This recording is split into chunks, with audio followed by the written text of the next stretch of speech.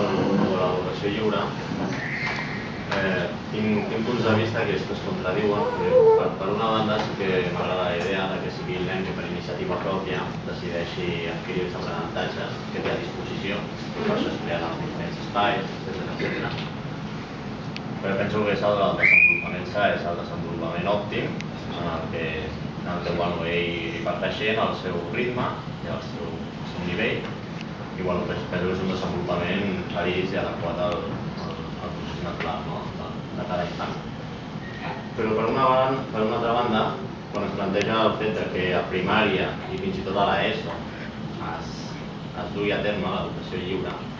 sí que veig que, tenint en compte que ens trobem en una societat en la que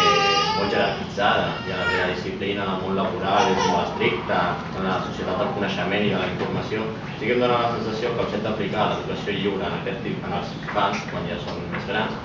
d'alguna manera sí que penso que correm el risc de crear individus inadaptats en el futur social en el que han d'enfrontar-se. És a dir, que entre cometes estem adoctrinant en la seva